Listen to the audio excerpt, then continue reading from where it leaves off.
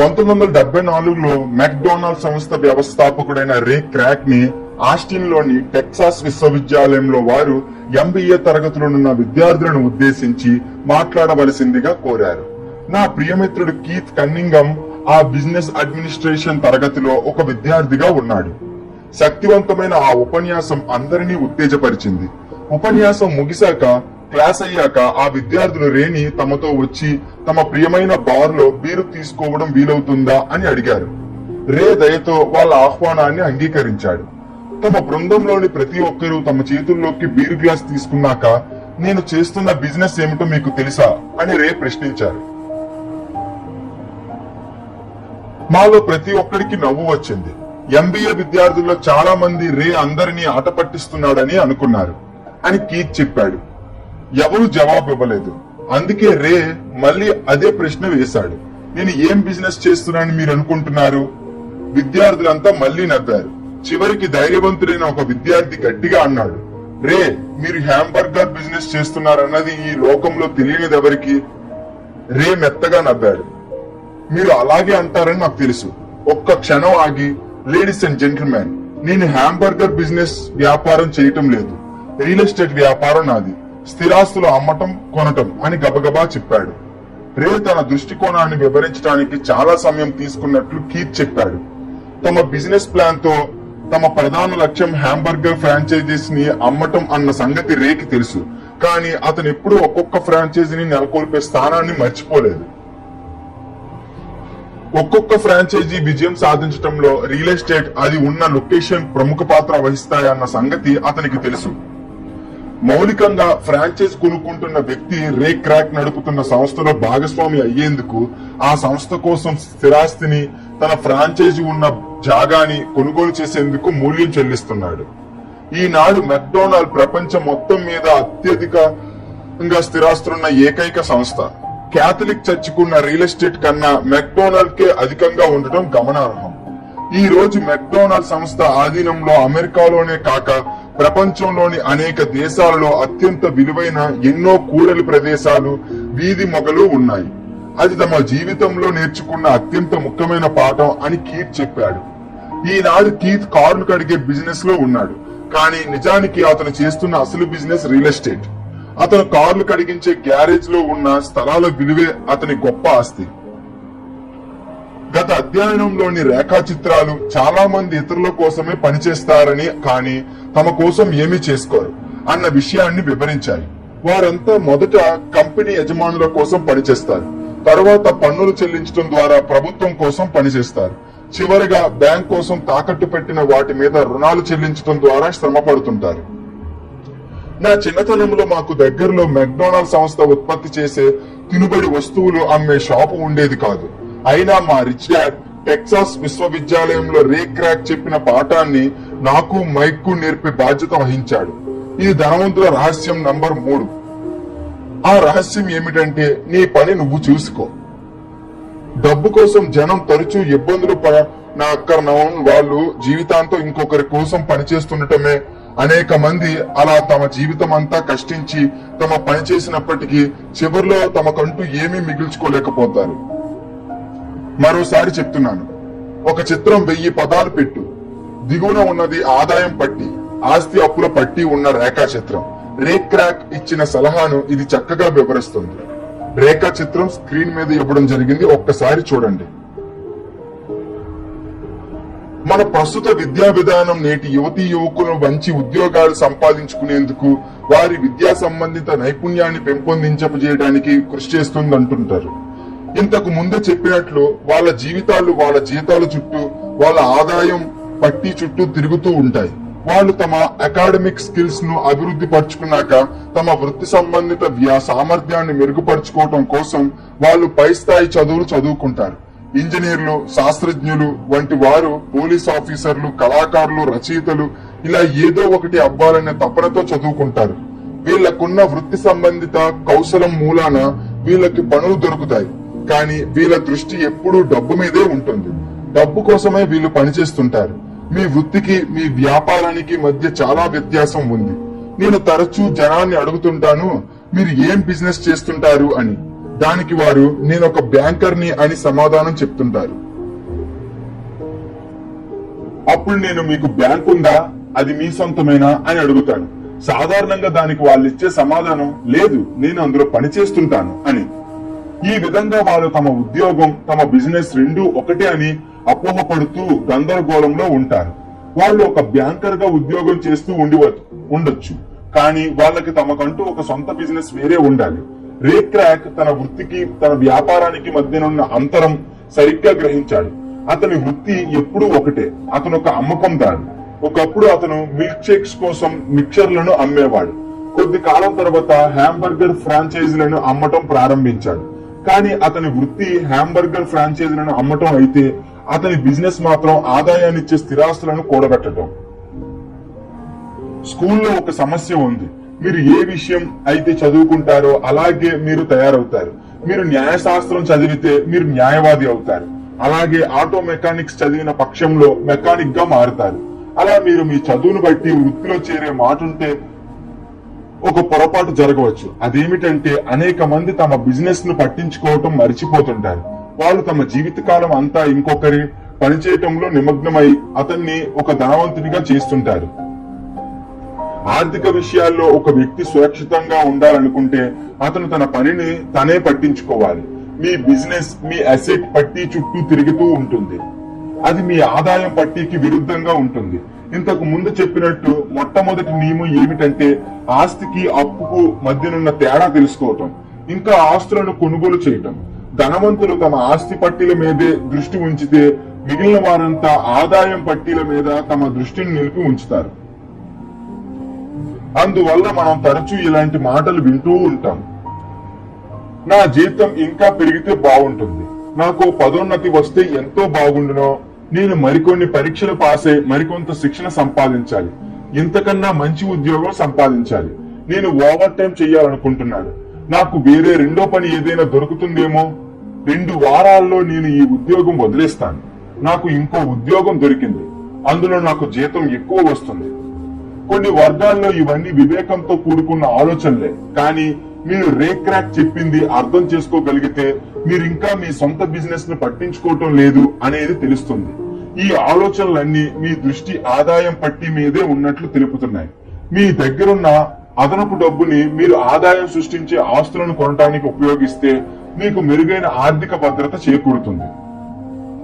బీద మధ్యతరగతి వర్గాల్లో అనేక మంది ఆర్థికంగా ఛాందసులే ఉంటారు. దీని అర్థం రిస్కులు తీసుకోవటం నాకు ఇష్టం లేదు. వీళ్ళు ఇలా ఉండటానికి ప్రధాన కారణం వాళ్ళకి ఎటువంటి ఆర్థిక పునాది లేకపోవటం. వాళ్ళు తమ ఉద్యోగాలని అంటిపెట్టుకుని ఉండాలి. వాళ్ళు వేసే ప్రతి అడుగు ఆచితూచి వెయ్యాలి. సురక్షితంగా ఉండేటట్లు చూసుకుంటూ ఉండాలి.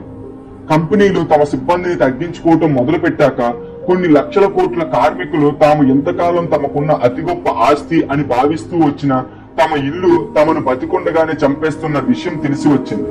వాళ్ళ అసెట్ ఆస్తి అనబడే ఇల్లు కోసం నెలనెలా వాళ్ళు డబ్బు ఖర్చు పెట్టాల్సి వస్తుంది. ఇంకొక ఆస్తి వాళ్ళకున్న కారు కూడా వాళ్ళని చంపేస్తుంది. గ్యారేజ్ లో ఉన్న గోల్ఫ్ క్లబ్స్ కు వాళ్ళకి అయిన ఖర్చు $1000 అయితే వాటి విలువ ఇప్పుడు అంత లేదు. వాళ్ళు ఉద్యోగానికి భద్రత లోపించడం వల్ల వాళ్ళకి బతుకు వెలదీయడానికి వేరే ఆధారం ఏదీ లేదు. వాళ్ళు ఒకప్పుడు ఏవైతే తమ ఆస్తులు అని భావించారో అవి వాళ్ళ ఆర్థిక సంక్షోభంలో ఎందుకు కొరగాకుండా పోయాయి. మనలో చాలా మంది ఇల్లు కొనటానికి లేక కారు కొనటానికో బ్యాంకు రుణం కోసమో దరఖాస్తులు వేసి ఉంటారని నేను అనుకుంటాను. ఆ దరఖాస్తు కాగితంలో నికర విలువ అనే సెక్షన్ ఉంటుంది. అది చూడటానికి ఆసక్తిదాయకంగా ఉంటుంది. అది ఆసక్తిదాయకంగా ఉండటానికి కారణం ఏమిటంటే దాని మూలంగా బ్యాంకింగ్ అకౌంటింగ్ లో వేటిని ఆస్తులుగా పరిగణిస్తారన్న విషయం మనం తెలుసుకోవచ్చు. ఒకసారి నాకు అప్పు అవసరమైంది. నా ఆర్థిక పరిస్థితి చెప్పుకోదగినంత బాగా లేదు. అందుకే నా దగ్గర ఉన్న కొత్తగా కొన్న గోల్ఫ్ క్లబ్లను, నేను సేకరించిన కళాఖండాలను, గ్రంథాలను, స్టీరియోలను, టెలివిజన్, ఆర్మీని, సూట్లు, చేతివాచీలు, కాలిజోళ్లు తదితర వ్యక్తిగత వస్తువులను ఆస్తుల పట్టీలో చూపించి విలువ పెంచడానికి ప్రయత్నించాను. కానీ రుణం కోసం నేను పెట్టుకున్న దరఖాస్తును తోసిపుచ్చారు. ఎందుకంటే నా పెట్టుబడిలో అధిక భాగం స్థిరాస్తి మీద ఉండటం వలన నా అపార్ట్మెంట్ హౌసెస్ ద్వారా అంత డబ్బు నేను సంపాదించడం రుణాన్ని మంజూరు చేసే కమిటీకి నచ్చలేదు. జీతంతో కూడిన ఒక మామూలు ఉద్యోగం నేను ఎందుకు చేయటం లేదని వారు నన్ను అడిగారు. నా వద్దనున్న అర్మానీ సూట్లు, గోల్ఫ్ క్లబ్లు, కళాఖండాలు పూసు వారి ఎత్తనే లేదు. సమాజం అంగీకరించే ప్రామాణిక రూపం మీకు లేకపోతే మీ జీవితం అనేక సార్లు కష్టాలకు లోనవుతుంది. తమకున్న ఆస్తుల నికర విలువ 10 లక్షలు లేక $1,00,000 లేక ఇలాంటిదే ఇంకొకటి అని ఎవరైనా నాతో అన్నప్పుడల్లా నేను తుల్లి పడుతూ ఉంటాను. ఎందుకంటే నికర విలువ ఇంత అని నిర్దిష్టంగా ఎవరూ చెప్పలేదు. నికర విలువ అలా ఉండకపోవటానికి ఒక ముఖ్యమైన కారణం, మీరు ఎప్పుడైతే మీ ఆస్తులను అమ్మటం మొదలు పెట్టారో అప్పుడే దాని మీద వచ్చే రాబడిపై మీరు పన్నులు చెల్లించాల్సి రావటం. ఆదాయం తగ్గిపోగానే అనేక మంది ఆర్థిక ఇబ్బందుల ఊపిలో కూరుకుపోతూ ఉంటారు. నగదు పోగు చేయటం కోసం వారు ఆస్తులను అమ్ముతారు. మొదట్లో వారి పర్సనల్ బ్యాలెన్స్ షీట్ లో ఉదాహరించిన విలువ లేస మాత్రం ధరకే సాధారణంగా వారు తమ వ్యక్తిగత ఆస్తులను అమ్ముకోగలరు. ఒకవేళ ఆ అమ్మకంపై ఏదైనా రాబడి అంటూ ఉంటే ఆ రాబడిపై పన్ను వారి మీద విధింపబడుతుంది. అందుకే మరోసారి ప్రభుత్వం వారి రాబడిలో తన వంతు వసూలు చేస్తుంది. దానివల్ల అప్పుల్లోంచి బయటపడటానికి వాళ్ళు పోగు చేయాలనుకున్న నగదు మొత్తం తగ్గిపోతుంది. మీ బిజినెస్ మీరే చేసుకోవటం మొదలు పెట్టండి. మీ ఉద్యోగాన్ని ఉంచుకోండి. స్థిరాస్తులను కొనుగోలు చేయటం ప్రారంభించండి. అంతేకాని వ్యక్తిగతంగా వాడే వస్తువులను కాదు. అవి బరువు బాధ్యతలను పెంచుతాయి. అవి మీ ఇంటికి చేరిన క్షణం వాటికున్న అసలైన విలువను కోల్పోతాయి. మీరు కొన్న కొత్త కారును చెల్లించిన ధరలో 25% మీరు ఆ కారును షోరూమ్ నుంచి బయటకు తీసుకెళ్లిన మరుక్షణం తగ్గిపోతుంది. మీ బ్యాంకర్ దానిని మీరు ఒక ఆస్తిగా చూపించడానికి ఒప్పుకున్నా అది నిజమైన ఆస్తి కాదు. నేను $400 చెల్లించి కొన్న కొత్త టైటానియం డ్రైవర్ ఇంటికి తీసుకెళ్లిన మరుక్షణం దాని విలువ $150 అయిపోయింది. వయసు వచ్చిన వారంతా తమ ఖర్చులను తగ్గించుకోవాలి. తమకు ఆర్థికంగా ఉన్న బరువు బాధ్యతలను తగ్గించుకోవాలి. నికరమైన ఆస్తులతో బలమైన పునాది నిర్మించుకోవాలి. తమ రక్షణలో ఇంట్లో ఉంటున్న యువతీ యువకులకు వాళ్ళ తల్లిదండ్రుల ఆస్తులకు అప్పులకు మధ్యనున్న అంతరాన్ని నేర్పించాలి. వాళ్ళు ఇల్లు వదిలేయ ముందు ఆస్తి పట్టిని ఆస్తులతో నింపించి దృఢమైన ఆర్థిక పునాది వారి చేత వేయించాలి. ఇల్లు వదలక ముందే, పెళ్లి కాకముందే, ఇల్లు కొనుక్కోక ముందే, పిల్లల్ని కనక ముందే, డబ్బు ఇబ్బందులలో కూరుకుపోయే ముందే, ఒక ఉద్యోగాన్ని నమ్ముకుంటూ క్రెడిట్ కార్డు మీద ప్రతిదీ కొనక ముందే వారికి తల్లిదండ్రులు ఆ ప్రేరణ కలిగించాలి. నేను అనేక మంది యువ దంపతులను చూశాను. వాళ్ళు పెళ్లి చేసుకుంటారు. తమకు తాముగా ఒక భూమిలో ఇరుక్కుపోతారు. వాళ్ళ జీవన శైలి, వాళ్ళు ఉద్యోగాలు చేస్తున్నంత కాలం వాళ్ళని రుణ విముక్తులను చెయ్యదు. తమ ఆఖరి బిడ్డ ఇల్లు వదిలి బయట ప్రపంచంలోకి అడుగు పెట్టగానే తల్లిదండ్రులలో అనేక మంది తమ విశ్రాంతి జీవనం సాఫీగా గడపటానికి తగిన సన్నాహాలు తాము చేసుకోవటం లేదన్న విషయం గ్రహిస్తారు. అప్పుడు ఎంతో కొంత డబ్బు వెనకేయటానికి ప్రయత్నిస్తారు. అంతలో వాళ్ళ సొంత తల్లిదండ్రులు జబ్బు పడతారు. దానితో వాళ్ళు కొత్త బాధ్యతల్లో తలమునకలవుతూ ఉంటారు. అయితే మీరు గాని మీ పిల్లలు గాని ఎటువంటి ఆస్తులు సంపాదిస్తే బాగుంటుందని నేను సలహా ఇవ్వదలుచుకుంటున్నానని అనుకుంటున్నారు? నా ప్రపంచంలో అసలైన ఆస్తులు వివిధ రకాలుగా ఉంటాయి. 1. వ్యాపారం. దీనిని దగ్గర నుండి నేను చేయనక్కర్లేదు. వ్యాపారం నా సొంతమే, కానీ దానిని నడపడానికి వేరే మనుషులు ఉంటారు. నేను అందులో పని చేయవలసి వస్తే అది నా వ్యాపారం కాదు, అది నా వృత్తి అవుతుంది. నెంబర్ 2. స్టాక్స్. మూలధనం వ్యాపార భాగం. నెంబర్ 3. బాండ్స్. పత్రాలు వ్యాపార భాగం. నెంబర్ 4. Mutual funds. నెంబర్ 5. ఆదాయాన్ని అందించే స్థిరాస్తి. నెంబర్ 6. Notes, IOU. నెంబర్ 7. సంగీతం, సినిమా కథలు, పేటెంట్ హక్కులు లాంటి మేధా సంపత్తి ద్వారా లభించే యాజమాన్య ప్రతిఫలం అంటే రాయల్టీలు. నెంబర్ 8. ఇంకా ఏ వస్తువైనా విలువైనది, ఆదాయాన్ని అందించేది లేదా మార్కెట్లో విలువ ఉండి పెరిగే అవకాశం ఉన్నది. నేను కుర్రాడిగా ఉన్నప్పుడు మా చదువుకున్న నాన్న నన్ను ఒక సురక్షితమైన ఉద్యోగం వెతుక్కోమని ప్రోత్సహించేవాడు. మరోవైపు మా రిచ్ డాడ్ నాకిష్టమైన ఆస్తులు సంపాదించడం ప్రారంభించమని ప్రోత్సహించేవాడు. నువ్వు వాటిని ప్రేమించకపోతే వాటిని నువ్వు సరిగ్గా చూసుకోలేవు అనేవాడు. నేను స్థిరాస్తులు సంపాదిస్తాను, ఎందుకంటే నాకు ఇల్లన్నా జాగాలన్నా ఎంతో ప్రేమ. వాటిని ఖరీదు చేయటం నాకెంతో ఇష్టం. రోజంతా వాటినే చూస్తూ ఉండిపోగలను. కొన్ని సమస్యలు వాటి వల్ల కలుగుతూ ఉంటాయి, అయితే అవి అంత ఘోరంగా ఉండవు. రియల్ ఎస్టేట్ మీద నాకున్న ప్రేమను అవి మార్చలేవు. రియల్ ఎస్టేట్ ను అసహించుకునే వాళ్ళు స్థిరాస్తులను కొనకూడదు. చిన్న కంపెనీల స్టాక్స్ అన్న నాకు ఎంతో ప్రేమ. ప్రత్యేకంగా కొత్తగా ప్రారంభించిన కంపెనీని దానికి కారణం. నేను ఒక పారిశ్రామికవేత్తను కావటం, కార్పొరేట్ సంస్థ ఉద్యోగిని కాకపోవటం, కొత్తలో కొన్ని సంవత్సరాలు నేను standard oil of California, the US marine cards, xerox corporation లాంటి పెద్ద పెద్ద సంస్థల్లో పనిచేశాను. ఈ సంస్థల్లో పనిచేస్తూ నా సమయాన్ని సంతోషంగా గడిపిన మధుర క్షణాలు జ్ఞాపకాలున్నాయి. కానీ నా హృదయాంతరాలలో నేను ఒక సంస్థ ఉద్యోగిననే భావన మాత్రం లేదు. కంపెనీల్లో ప్రారంభించడం అంటే నాకు ఇష్టం, అంతేగాని వాటిని నడపడం కాదు. అందుకే నా పెట్టుబడులన్నీ సాధారణంగా చిన్న కంపెనీల పైనే. అప్పుడప్పుడు నేను ఒక కంపెనీ ప్రారంభించి దాని పబ్లిక్ ఇష్యూ కోసం వెళ్తాను, పబ్లిక్ కంపెనీగా చేస్తాను. కొత్తగా ప్రారంభించిన కంపెనీల్లో షేర్లు కొనటంలో లాభాలు చాలా ఉన్నాయి, ఒక వెలుగు వెలగవచ్చు. అందుకే వాటితో ఆడుకోవడం నాకు ఇష్టం. చాలా మంది స్మాల్ కేస్, చిన్న తరహా కంపెనీలంటే భయపడతారు, ఎంతో రిస్కీ అంటారు. అది నిజం కూడా. కానీ మీరు మీ పెట్టుబడిని ప్రేమిస్తున్న పక్షంలో దాన్ని అర్థం చేసుకుని మీరు ఆడుతున్న ఆట మీకు తెలిసి ఉంటే రిస్క్ ఎప్పుడూ తగ్గుతూ ఉంటుంది. చిన్న కంపెనీల విషయంలో నా వ్యూహం ఎప్పుడు దాని షేర్లను కొన్న సంవత్సరం లోపే నా పెట్టుబడిని వెనక్కి తీసుకుని వాటి నుంచి బయటపడటం. మరోవైపు స్థిరాస్తి విషయంలో నా వ్యూహం ఎప్పుడు చిన్న ఆస్తులతో మొదలు పెట్టడం, వాటిని లాభాలకి అమ్ముకోవటం, ఆ లాభాలతో పెద్ద ఆస్తులను కొనుగోలు చేయటం. ఈ తరహా వ్యాపారం చేసుకుంటూ లాభాల మీద పన్నులు కట్టడంలో జాప్యం చేయటం. దీనివల్ల స్థిరాస్తి విలువ నాటకీయంగా పెరిగే వీలు కలుగుతుంది. నేను సాధారణంగా ఒక స్థిరాస్తిని 7 సంవత్సరాలకి తక్కువ కాలమే నా దగ్గర ఉంచుతాను. ఎన్నో ఏళ్లు నేను మెరైన్ కార్డ్స్, జెరాక్స్ సంస్థలో పనిచేస్తున్నప్పుడు కూడా మా రిచ్ డాడ్ చెప్పినట్లే చేశాను. నేను నా ఉద్యోగం చేసుకుంటూ ఉండేవాడిని, కానీ దానితో పాటు నా సొంత బిజినెస్ కూడా చేస్తూ ఉండేవాడిని. నా అసెట్ పట్టి విషయంలో చాలా చురుగ్గా ఉండేవాడిని. స్థిరాస్తులను, చిన్న స్టాక్స్ ను అమ్మటం, కొనటం చేసేవాడిని. మా రిచ్ డాడ్ ఎప్పుడు ఆర్థిక అక్షరాస్యతకు ఉన్న ప్రాముఖ్యాన్ని పదే పదే చెప్పేవాడు. అకౌంటింగ్, నగదు నిర్వహణ నాకు బాగా అర్థమైన కొద్దీ పెట్టుబడులను విశ్లేషించటం, దాని ద్వారా ఒక సొంత కంపెనీ ప్రారంభించి దానిని అభివృద్ధి చేయటం ఎలాగో నాకు మరింత బాగా అర్థం కాసాగింది. వారు నిజంగా అలా చెయ్యాలనుకుంటే తప్ప నేను ఎవరిని ఒక కంపెనీని ప్రారంభించమని ప్రోత్సహించను. ఒక కంపెనీని నడపటంలోని సాధక బాధకాలు నాకు బాగా తెలుసు.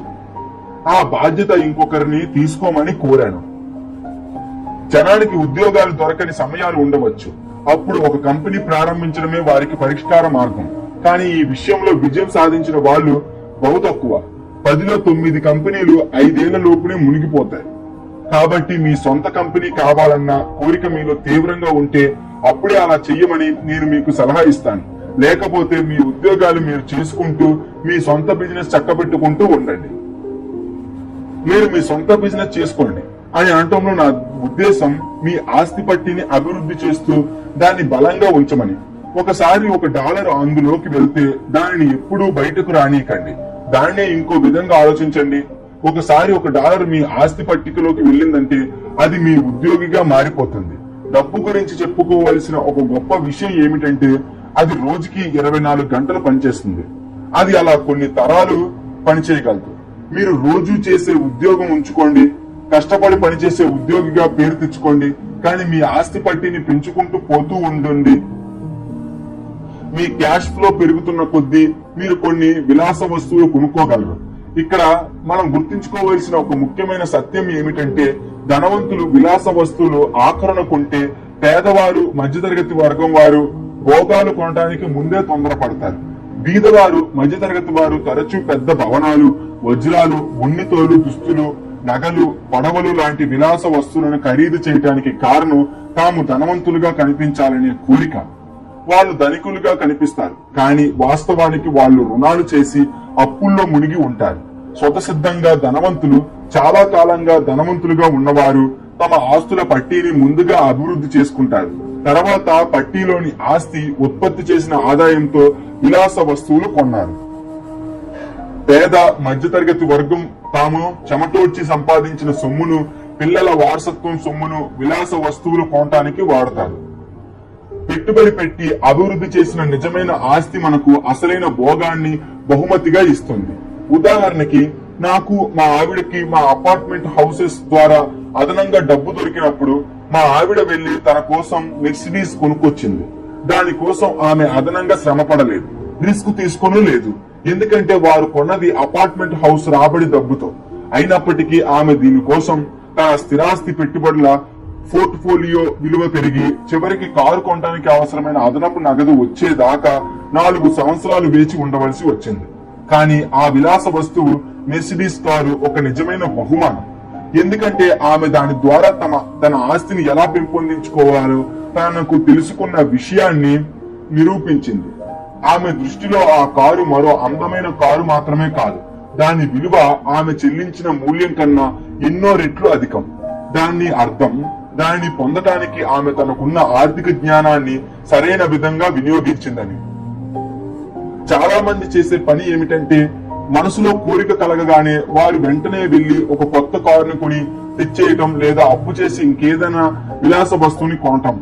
వాళ్ళకి జీవితం మీద విసుగు కలిగి ఉండవచ్చు, ఏదో ఒక కొత్త ఆట వస్తువు కావాలనిపించవచ్చు.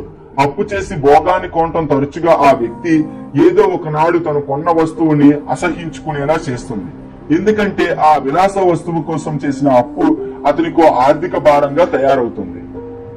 తగిన సమయం తీసుకుని పెట్టుబడి పెట్టి ఒకసారి బిజినెస్ ప్రారంభించి అభివృద్ధి చేశాక మీరు ఇప్పుడు ఒక అద్భుతాన్ని సృష్టించడానికి సిద్ధంగా ఉన్నారు. అది ధనవంతులకే తెలిసిన పెద్ద రహస్యం. ఆ రహస్యమే ధనికులని గుంపులో అందరికన్నా ముందు నిలబడుతుంది. మీరు శ్రద్ధతో సమయం తీసుకుని మీ బిజినెస్ ను మీరే చేసుకోవటం వలన ధనికులంతా ఏ దారిన నడుస్తారో ఆ దారంట నడిచే అవకాశం మీకు బహుమతిగా లభిస్తుంది.